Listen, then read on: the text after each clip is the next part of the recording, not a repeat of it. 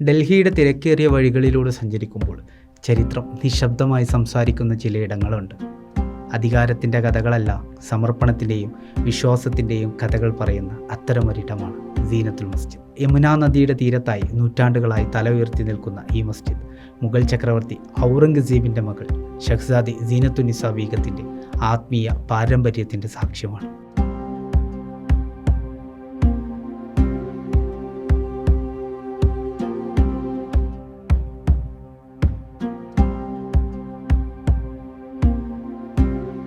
രാജകീയ ജീവിതത്തിൻ്റെ ആഡംബരങ്ങൾക്കപ്പുറം ദീനിനും സമൂഹ സേവനത്തിനുമായി ജീവിതം സമർപ്പിച്ച ഒരു വിശ്വാസിനിയുടെ അടയാളം.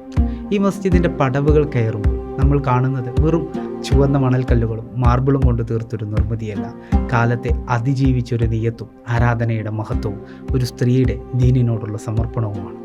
3 ഗംഭീര താഴികക്കുടങ്ങളിലും ഉയർന്ന മിനാരങ്ങളിലും മുഗൾ വാസ്തുവിദ്യയുടെ സൗന്ദര്യം വിളിച്ചോതുമ്പോൾ നൂറ്റാണ്ടുകൾ പഴക്കമുള്ള ഈ മസ്ജിദ് ഇന്നും വിശ്വാസിയുടെ പ്രാർത്ഥനകൾക്ക് സാക്ഷ്യം വഹിച്ചുകൊണ്ടിരിക്കുന്നു.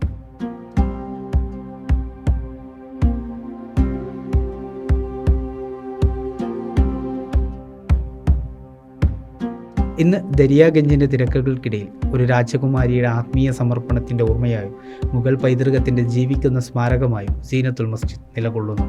ഡൽഹിയിലെത്തുമ്പോൾ കണ്ടു തീർക്കുക മാത്രമല്ല, ഹൃദയം കൊണ്ട് അനുഭവിച്ചറിയുകയും ചെയ്യേണ്ട ഒരിടമാണ് സീനത്തുൽ മസ്ജിദ്.